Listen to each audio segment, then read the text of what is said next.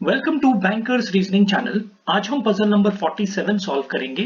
ये एक floor based puzzle है। इसमें 8 लोग एक बिल्डिंग में रहते हैं। This is the puzzle. It says 8 people A, B, C, D, E, F, G and H live in an 8-story building but not necessarily in the same order. The lowermost floor is number 1 and the topmost floor is numbered 8. So here 8 लोग दिए हुए हैं, एक building दी हुई है, top most floor is 8 and lower most floor is 1। Clues दिए हुए हैं फ्रेंड्स हमें, और हम अभी पूरे क्लूज एक साथ लिख के हम लोग शुरू करते हैं इसको, ताकि we can immediately solve our puzzle. Let us first write down all the clues. A lives on an even numbered floor but not on the floor numbered second or floor fourth. तो A is living on an even number floor but A is not on second or four. एक clue ये है आपका। Only 3 floors are there between A and B. A और B के बीच में only 3 floors हैं, between बोला है तो वो एक अच्छी चीज है। Only 2 people live between C and E, ये भी बढ़िया है। C और E के बीच में 2 ही लोग रहते हैं between, okay. P lives on a floor above D. P जो है D के ऊपर रहता है, above रहता है, तो ये डिटरमाइनिंग हो सकता है। इसको याद रखिए कि ये डिटरमाइनिंग फैक्टर हो सकता है आपके एलिमिनेशन में वगैरह, ऐसी जब भी कोई क्लू देता है तो। There are equal number of floors between the floors on which E and B live. E and B live and between the floors on which A and A live. A and E lives. Clear है? तो ये वाली जो चीज है हमने पहले भी करी हुई है इस तरीके की पजल्स, पर ये वाली आपको और इंप्रूवमेंट देगी उसमें। H lives immediately below D's floor. D के नीचे सीधा H रहता है immediately. G lives immediately below A's floor. A के immediate नीचे G रहता है। So these are the clues for today's puzzle. Let us, यहाँ पे हमने फ्लोर्स के नंबर दे दिए हैं 8 से 1 तक, और हमने 3 पॉसिबिलिटी ले ली है, उस हिसाब से हम काम करेंगे। अब यहाँ पर जब हम देखते हैं तो A से B, तो B से A भी आ सकता है। तो अब हमें A से अगर शुरू करना है तो A is even and A is not second और फोर्थ, तो A आपका इधर नहीं आएगा, A आपका इधर भी नहीं आएगा। A आपका इधर आ सकता है और इधर आ सकता है, ठीक है, 6th और 8th पे, because it is on even number. तो हम 2 पॉसिबिलिटीज यहाँ पे ले लेते हैं A की, ओके। ये हो गया। अब A से 3 छोड़ के B है, तो ऊपर तो इसमें जगह नहीं है, फर्स्ट पॉसिबिलिटी अगर इसको बोलते हैं और ये सेकंड बोलते हैं, तो ऊपर जगह नहीं है, तो नीचे चलते हैं 1 2 3, तो यहाँ पे आ गया आपका B।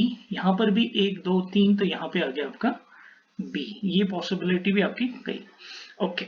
अब A के इमीडिएट नीचे G है, तो G को हम यहाँ लिख देते हैं, ये भी हमने लिख दिया, ओके।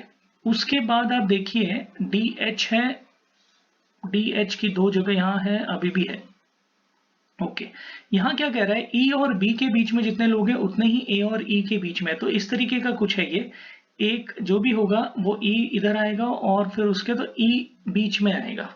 अब A और B आप देखिए, आपने देखना है A और B कितना है, 1 2 3 है इसके बीच में, तो 3 अगर यहाँ पर हम E रख सकते हैं इसमें, ताकि दोनों के बीच में 1 1 आ जाए और E बराबर में आ जाए, ताकि दोनों का डिस्टेंस सेम हो जाए। 1 2 3 है, तो अगेन आपका E यहाँ पर आ सकता है, ओके। अब E dash dash C, E dash dash C यहाँ पे जा सकता है, E डैश डैश सी यहाँ पर भी जा सकता है, ओके। अब एक यहाँ पर मैं आपको बहुत अच्छी चीज बताने वाला हूँ कि देखिए, अब आपके पास एक और तरीका आ सकता है कि अब आपको क्या करना पड़ेगा, E डैश डैश सी अब ऊपर जा रहा है आप कहोगे, तो आप क्या करोगे भाई, यहाँ से आप बोलोगे कि नहीं, हम तो इसको एक पॉसिबिलिटी और ले लेते हैं। मैं कहता हूं कि हम पॉसिबिलिटी नहीं लेते हैं, हम क्या करते हैं, D और H जो कि इमीडिएट है। अब आप देखिए DH यहाँ पे आ सकता है क्या, D और H इधर आ सकता है, नहीं आ सकता, तो D और H के लिए कौन सी जगह रहेगी, आपकी यही जगह रहती है, ओके। तो यहाँ पे जो हमको पॉसिबिलिटी लेनी थी वो लेने की जरूरत नहीं पड़ेगी, ओके। अब D और H हो गया आपका, उसके बाद आपका क्या है, कहता है ये हो गया आपका CE हो गया, E से डैश डैश C, तो C आपका यहाँ पे आ गया, और बचा कौन आपका P और D, तो P आपका इधर आ गया। पर अभी ये यहाँ देखिए, यहाँ फोर्थ क्लू में क्या बोलता है कि P जो है D से ऊपर है, ये पॉसिबिलिटी में P D से नीचे हो गया, तो ये जो फर्स्ट वाली पॉसिबिलिटी वो गलत हो जाती है। अब हम इसके पास आते हैं। अब E यहाँ दिया हुआ है, तो E से अपने पास कोई और ऑप्शन नहीं, E डैश डैश C हम यहाँ लिखना ही पड़ेगा आपको। ओके, अब C आपका आ गया, तो अब आप D और H कैसे लिखेंगे? D और H आपको यहीं पे लिखना पड़ेगा, there is no other option जहाँ पे आपका आ सकता है। P आपका यहाँ पे आ गया। अब देखिए, आप पूरी पॉसिबिलिटी बैठ गई, P आपका D के ऊपर भी आ गया और ये भी बात बन गई।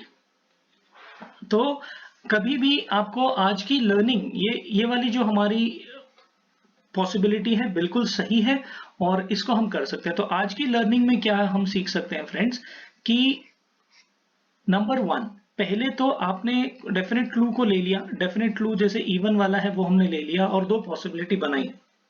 कोशिश ये करनी है हमने कि पॉसिबिलिटी के अंदर पॉसिबिलिटी ना बने, तो उसको एलिमिनेट करना अभी हमने फास्ट कर देना है। जैसे कि अभी हमने यहाँ देखा कि D और H, अगर हम D और H नहीं लेते, मान लेते, तो अगर हम DH नहीं लेते तो हमें यहाँ पर E डैश डैश C ऊपर बिठाना पड़ता और उसके बाद फिर एलिमिनेट करना पड़ता, तो अपना टाइम लगता।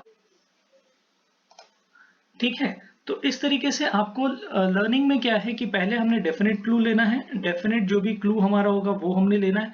दूसरा, पॉसिबिलिटीज के अंदर पॉसिबिलिटीज को कितना जल्दी हम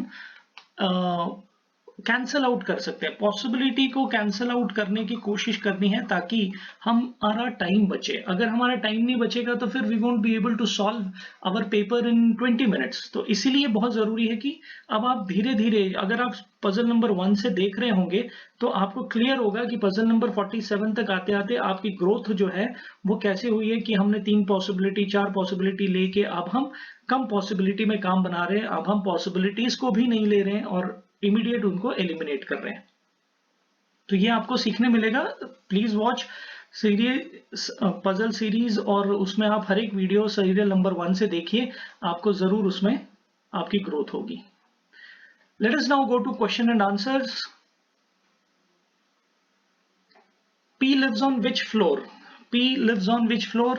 Of course, P is on 5th floor. How many floors are there between B and D? B और D के बीच में एक ही फ्लोर है। Who lives on the first floor? H lives on the first floor. Who lives on the 7th floor?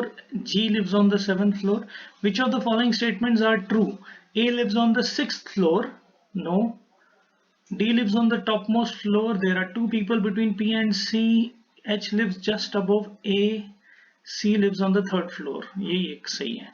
Only one is true. तो यहाँ पे आपको ऐसा भी दे सकता है, which of the following statements are false, और आपको फाइंड आउट करना पड़ेगा फॉल्स स्टेटमेंट कौन सा, ट्रू दिए होंगे उसने पूरे। तो ये बहुत फास्ट हो सकता है आपका, इसको आप जरूर फोकस करिएगा। It was an interesting puzzle friends, and floor puzzle आपको प्री में, किसी भी बैंकिंग एग्जाम के प्री में जरूर आती है। बैंकिंग एग्जाम के रीजनिंग सेक्शन में फ्रेंड्स सिर्फ प्रैक्टिस से ही आप अच्छे नंबर ला सकते हैं और अपने आप को सिलेक्शन ग्रेड में ले जा सकते हैं। Thank you.